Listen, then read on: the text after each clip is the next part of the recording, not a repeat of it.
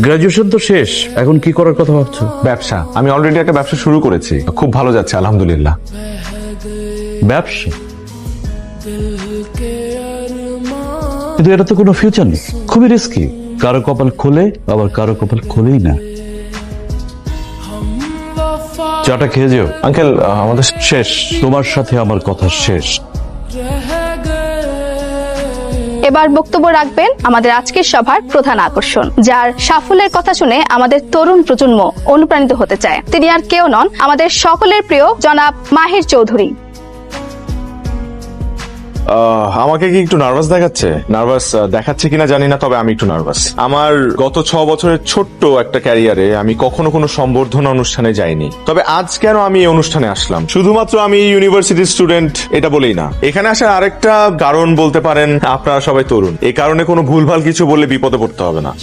একটা সময় আমিও আপনাদের জায়গায় ছিলাম, তো আজকে ভাবলাম আমার লাইফের কিছু অভিজ্ঞতা আপনাদের সাথে শেয়ার করি। আচ্ছা, আগেই বলিনি আমি কোনো কনভেনশনাল স্পিচ দিতে পারি না। আমাদেরকে তুমি করে বলেন স্যার। How nice.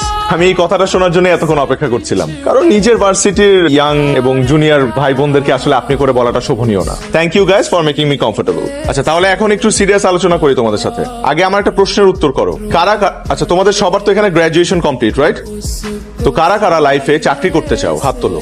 বাহ, সবাই হাত তুলেছে, শুধুমাত্র তুমি আর তুমি। ওকে, হাত নামাতে পারো। তোমরা 3 জন চাকরি না করে কি করতে চাও? বিজনেস। তাহলে বাকিদেরকে একটা সাজেশন দেই, তোমরা আজকেই তোমাদের সিভি গুলো এই 3 জনকে দিয়ে রাখো, কারণ একটা সময় এই 3 জনের কাছেই তোমাদের যেতে হবে চাকরির জন্য। দেখো, একটা দেশে সবাই যদি চাকরির পেছনে ছোটে, কেউ যদি ব্যবসা না করে, তাহলে তারা চাকরিটা করবে কোথায়? তাদেরকে চাকরিটা দেবে কে? সরকারের পক্ষে তো সবাইকে সরকারি চাকরি দেওয়া পসিবল না। দেশে যত বেশি ব্যবসা হবে, তত বেশি কর্মসংস্থান হবে এবং তোমরা ভালো ভালো চাকরির সুযোগ পাবে। তারপর আমি খেয়াল করেছি যে সবার একটা ভ্রান্ত ধারণা আছে যে বিজনেস করলে বড়লোক হওয়া যায়, বা মানুষ ব্যবসা করে শুধুমাত্র বড়লোক হওয়ার জন্য, কিন্তু বিষয়টা কিন্তু তা নয়। ব্যবসা না করলে নতুন আইডিয়াস জেনারেট হবে না, আর নতুন আইডিয়াস জেনারেট না হলে দেশের ইকোনমি বা দেশকে উন্নয়নের শীর্ষে আমরা নিয়ে যেতে পারবো না। তো এই কারণে বলছি যে সবাই চাকরি করো না, মাথা থেকে ভূত ছেড়ে ফেলো, উদ্যোক্তা হও। ওকে, থ্যাংক ইউ। স্যার, কিছু বলতে চাই। হ্যাঁ, বলো না। আমরা আসলে আপনার সাকসেসের গল্পটা শুনতে চাই। এই পর্যায়ে পৌঁছানোর পিছনে আপনার স্ট্রাগলের গল্পটা আমরা একটু জানতে চাই। আমার গল্প? মাহির, লেখাপড়া তো শেষ করছো, এখন কি করবা ভাবছো কিছু? নাকি ওই ব্যবসাতে আটকায় থাকবা, না চাকরি বাকরি কিছু করবা? আব্বা, মানে হুদাই চাকরির কথা কেন বলো? আমি তো চাকরি করবো না, প্রথম থেকেই বলে আসতেছি আমি ব্যবসা করবো, উদ্যোক্তা হবো। আর এই চাকরি বাকরি আমার যে হবেও না। ব্যবসায় কিন্তু রিস্ক আছে, ব্যবসায় রিস্কের মধ্যে আমি আমার ছেলেরা যাইতে দিব না। ওর যেটা মন চায় ওইটা কর। কি ব্যবসা করবা কিছু ভাবছো? মানে রিসার্চ চলতেছে, কিছু মাথায় আসলে তোমাদের জানাবো। আচ্ছা, রিসার্চ করো। কি হলো, মুরগিটা দিলা না? ও আনতেছি। দেখো, তোমার যেটা ভালো লাগে সেটা করো। শোনো, আমার কাছে কিন্তু সেভিংস 12 লাখ টাকা আছে, এর বেশি পুঁজি কিন্তু আমি দিতে পারবো না। এটা তোমার জন্য রাখা, তোমার মা কিন্তু জানে না। হ্যাঁ, রিসার্চ করো। কি ব্যাপার, কি কইতেছিলা তোমরা? না, কিছু না, কইতেছিলাম যে ব্যবসা তো রিস্ক, তাই না? তুমি তো আবার পছন্দ করো না, ঠিক কইতেছিলাম। হ্যাঁ ঠিকই, আমি কিন্তু চাই না যে ও আমার পোলা ব্যবসা করুক। খুব টেনশন আছে রে। কেন? ওদিন একটা কোম্পানিতে পরীক্ষা দিচ্ছিলাম না, কালকে ওইটা ফাইনাল ইন্টারভিউর জন্য ডাকছে। কারা ডাকছে তোরে? হ্যাঁ। এটা তো গ্রেট নিউজ। তোর মতো একটা পোলা ফাইনাল ইন্টারভিউর কল পাইছে, তুই বুঝতেছস? ফাইজলামি করতেছস আমার সাথে? ফাইজলামি না করে কিছু টিপস দে ভাই। টিপস? ভালো জামা কাপড় পরে যাবি, একটা হোয়াইট শার্ট পরবি, একটা ব্ল্যাক প্যান্ট পরবি, ইন করবি, চুলটা এত স্টাইল করিস না, একটু সিদ্ধি করিস এক সাইডে, আর হইতেছে কনফিডেন্ট থাকবি, মানে যাই জিজ্ঞেস করবে কোনোভাবে নার্ভাস হওয়া যাবে না, বুঝছিস?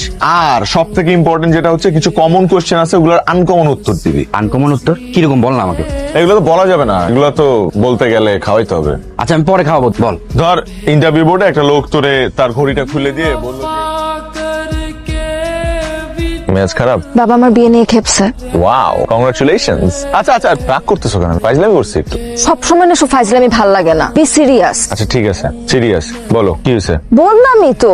ও হ্যাঁ, বিয়ে নিয়ে খেপছে। কেন খেপছে? আচ্ছা, কি করতে হবে আমাকে সেটা বলো। তুমি জানো না কি করতে হবে, আর তুমি করবাই বাকি। মানুষ বিজনেসের সব প্ল্যানিং না গ্রাজুয়েশনের আগে করে। আর আমি তোমাকে বলছি না, বাবা চাকরিজীবী ছেলে ছাড়া কিচ্ছু বুঝে না। ধরনের ব্যাকডেটেড কথা কি করে বলে লোকটা? কারণ এই লোকটা জানে বিজনেসে অনেক রিস্ক থাকে। কোন বাবা তার মেয়েকে একটা রিস্কের প্রফেশন জামার হাতে তুলে দিবে? তুমি আমাকে বলো। আমি আমি আমি আমি যদি বাবা হইতাম, আমি আমার নিজের মেয়েকে একজন ব্যবসায়ীর হাতে তুলে দিতাম।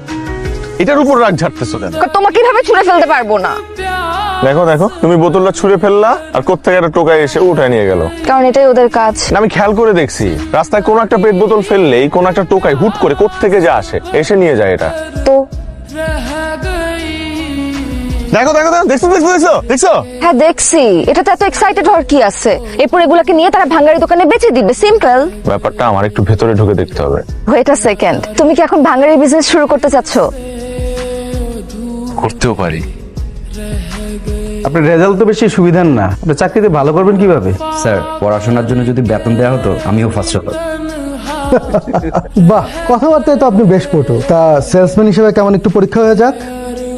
ধরেন, এটা ধরেন, আমার এই মোবাইলটা আপনার প্রোডাক্ট। এখন এই মোবাইলটা আমার কাছে বিক্রি করে দেখাবেন। 2 মিনিটে স্যার এই মোবাইলটা আপনাদের কাছে আমি সেল করে দেখাচ্ছি।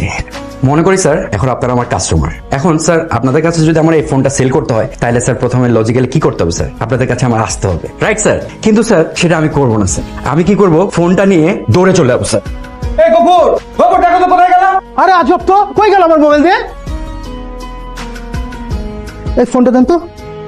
আরে আজব, কই গেল? হ্যালো সাবির সাহেব, আপনি কোথায়? প্লিজ আমার মোবাইলটা দিয়ে যান। স্যার আগে বলেন কত টাকা দিবেন? কি বলেন? আপনি ইন্টারভিউতে পাস, আপনার চাকরি কনফার্ম। প্লিজ আসবেন।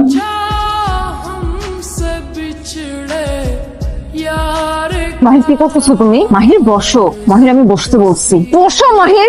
কি চলতেছে তোমার মাথায়? এই বিজনেসে সাপ্লাই চেনটা খোঁজার চেষ্টা করতেছি, মানে কোত্থেকে কি কেমনে কি। আই, ভাঙ্গারির দোকানে কিসের বিজনেস খুঁজো তুমি? যেখানে দেখিবে ছাই উড়াইয়া দেখো তাই, পাইলেও পাইতে পারো অমূল্য রতন, এটাই খোঁজার চেষ্টা করছি। তোমার মাথা গেছে। এই মাথায় একটা বুদ্ধি আসছে। মামা তুমি এখানে থাকো, আমরা আসতেছি। চলো আসো। কোথায় যাবো? আসো গিয়ে দেখি। আরে এত দূর আসলাম, ভেতরের কাহিনীটা জানতে হবে না, ওরা কেমনে বিজনেসটা করে। তুমি গিয়ে দেখো। মামা আপনি টান দেন তো। বিজনেস প্ল্যানটা না জানলে আমি স্টার্ট করব কিভাবে? তুমি দেখো, তোমার সব বিজনেসের মধ্যে আমি নেই। মামা আপনাকে টান দিতে বললাম না, টান দেন। আরে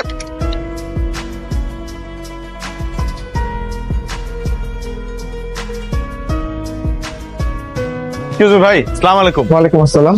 আপনি এখানের? জি আমি এখানে। আচ্ছা, আমি একটু জানতে চাচ্ছিলাম যে আপনাদের বস কি করে, মানে এই ফ্যাক্টরি বস কোথায় বসে? বস তো বসের রুমেই বসে। ও, তাহলে আমাকে একটু রুমে নিয়ে চলেন, আমি তো ওনার সাথে কথা বলবো। আসলে আমিও ব্যবসায়ী তো, মানে ব্যবসা করতে চাই আর কি। তারপর মাই সাহেব কেমন দেখলেন তোমার ফ্যাক্টরি? ভাইয়া যা দেখলাম সব নতুন দেখলাম, মানে এগুলো আগে কখনো দেখি নাই। আসলে ভাইয়া আপনার কাছে আমি আসছি কৌতূহল নিয়ে। বুঝতে পারছি, আর কৌতূহল থাকাটাই স্বাভাবিক। এই দেখুন, আপনারা দৈনন্দিন যেসব বোতল, প্লাস্টিকের বোতল ব্যবহার করে ফেলে দেন, আমরা ওটাকে বলি পেট বোতল। আর ওটা থেকে আমরা যে ফরম্যাটটা আনি এটাকে বলি পেট ফ্লেক্স। জানেন, এই পেট ফ্লেক্স বিশ্বের বিভিন্ন দেশে রপ্তানি করে আমরা একটা হেলদি পরিমাণে বৈদেশিক মুদ্রা উপার্জন করি। এক্সপোর্টও হয় এগুলা? তবে আমরা কিন্তু এই পেট ফ্লেক্সটা বাইরে রপ্তানি করে আমাদের পরিবেশটাকে ভীষণ ঝুঁকির হাত থেকে বাঁচাচ্ছি। আপনি দেখেন, আমরা যদি এই ব্যবসাটা না করতাম তাহলে এই যে এত এত বোতল, এগুলি কোথায় যেয়ে জমা হতো? বুড়িগঙ্গায়। রাইট। তাহলে পরিবেশের কি ভয়াবহ অবস্থা হতো একবার ভেবে দেখুন তো। ভাইয়া আমি যদি এই বিজনেসটা করতে চাই, আপনি কি আমাকে হেল্প করবেন? অফকোর্স হেল্প করবো। Finally I have found my business plan. কিসের বিজনেস? এখন তো বলবো না। বন্ধু এখন আর কেউ আটকাতে পারবে না। থ্যাংক ইউ বন্ধু, থ্যাংক ইউ। কি থ্যাংক ইউ কেন? আরে বেটা, তোর কারণে তো আমার চাকরিটা হয়েছে, তোর প্ল্যান কাজ করে গেছে বন্ধু। মাহির আবার তোকে কি আইডিয়া দিল? কমন কোয়েশ্চেনে আনকমন উত্তর, বুঝোস নাই?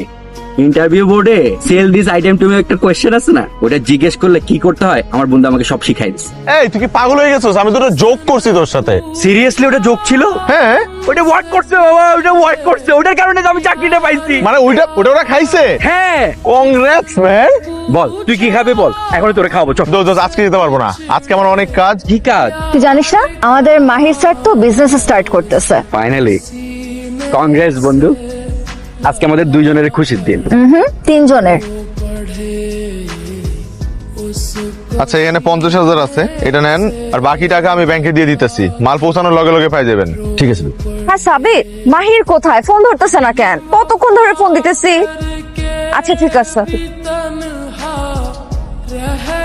হ্যালো মাহির কি ব্যাপার, ফোন ধরতেছো না কেন? আরে আমি তো কাজের মধ্যে ব্যস্ত। একটা নতুন ব্যবসা শুরু করলে কত ঝামেলা, তুমি তো বুঝবা না।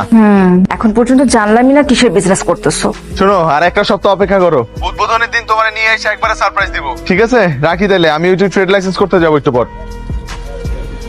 আপনার অফিস তো কমার্শিয়াল অ্যাড্রেসে না, এই ঠিকানায় আপনি লাইসেন্স পাবেন না। ভাইয়া কমার্শিয়াল স্পেসে তো অনেক ভাড়া, আমি তো নতুন উদ্যোক্তা, এত টাকা দিয়ে এত বড় জায়গা ভাড়া নেওয়ার মতো আমার সুযোগ নাই। তাহলে তো আপনি লাইসেন্স পাবেন না। আইন ইজ আইন। তার মানে কি আমাদের মতো নতুন উদ্যোক্তারা ব্যবসা করবে না? শোনেন, আপনাকে একটা বুদ্ধি দিই, পরিচিত কারো কমার্শিয়াল জায়গা দেখিয়ে লাইসেন্স করে নিন। আপনি ওই জায়গাতে বলেই ব্যবসা করবেন, কিন্তু আপনার ঠিকানা হবে আপনার বন্ধুর অফিস। প্রথমে 2 নম্বরে দিয়ে শুরু করতে হবে ভাই। আর অনেকেই তো তাই করছে। আইন তো মেনে চলতে হবে নাকি? এক আইন মানতে গিয়ে আমার আরেকটা বেআইনি কাজ করতে হবে, মানে ভুয়া অ্যাড্রেস দিব আমি। ফ্রিতে বুদ্ধি দিলাম, পছন্দ হলে নেন, নাহলে যান। তুমি কোনো চিন্তাই করো না, তোমার লোন হয়ে যাবো। যেখানে আমি আছি 100% লোন হয়ে যাবো। খালি একটু সিস্টেম হইতে আগে বাড়লেই হয়ে যাবে। কি মানে ওই সিস্টেম মতো আগে বাড়লেই তোমার লোনটা হয়ে যাবে। ভাই আমি কোনো সিস্টেমে আগে বাড়তে চাই না, আমি লিগ্যাল ওয়েতে আগে বাড়তে চাই। যদি লিগ্যালি আপনি আমাকে লোনটা দিতে পারেন তাহলে বলেন, আমি নিব, নাহলে আমি বসে থাকবো, ছোট থেকে শুরু করবো, অপেক্ষা করবো ভাই। তাও এইসব অবৈধভাবে আমি কিছু চাই না। সিস্টেম কিন্তু বেশি না, 5%, মানে সামান্য।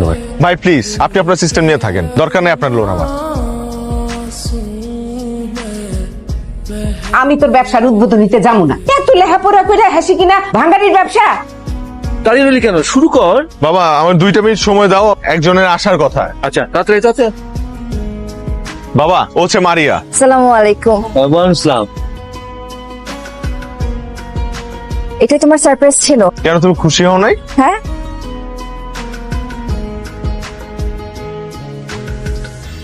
কখন আসছো তুমি? আমি কি বেশি লেট করে ফেললাম? আধা ঘন্টা লেট হয়েছে। তুমি এত দেরি করলা কেন? বলতেছি, তার আগে একটা গুড নিউজ আছে, ওটা বলি। চায়নায় আমার প্রথম শিপমেন্টের কন্ট্রাক্ট সাইন হয়েছে, আগামী সপ্তাহে এলসি পাচ্ছি। চাইনিজরা আবার ভাঙাড়ি কিনে কি করবে? আচ্ছা শোনো, বাবা তোমাকে বলছে দেখা করতে।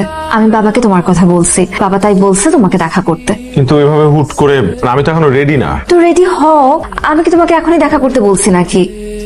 প্রতি সপ্তাহে বিয়ের সম্বন্ধ আসে, আমি আর কত মানা করব বলো? তাই আমি বাধ্য হয়ে তোমার কথা বাবাকে বলে দিচ্ছি। তুমি প্লিজ বাবার সাথে দেখা করে কথা বলো, প্লিজ। আচ্ছা। তুমি তো বাড়িয়ার সাথে একসাথে পড়তে, তাই না? জি। বাসা কোথায়? ব্রাহ্মণবাড়িয়া। তোমার পরিবারে আর কে কে আছে? বাবা মা আছে। তার মানে তুমি একমাত্র সন্তান? জি। গ্রাজুয়েশন তো শেষ, এখন কি করার কথা ভাবছো? ব্যবসা, আমি অলরেডি একটা ব্যবসা শুরু করেছি, খুব ভালো যাচ্ছে আলহামদুলিল্লাহ। ব্যবসা? কিন্তু এটা তো কোনো ফিউচার নেই, খুবই রিস্কি। কারো কপাল খোলে, আবার কারো কপাল খোলেই না। এনিওয়ে, কি ব্যবসা করার কথা ভাবছো? পেটফ্লেক্স এক্সপোর্টের বিজনেস। পেটফ্লেক্স মানে হচ্ছে, জানি পেটফ্লেক্স কি জিনিস আমি জানি। চাটা খেয়ে যেও। আঙ্কেল আমাদের শেষ, তোমার সাথে আমার কথা শেষ।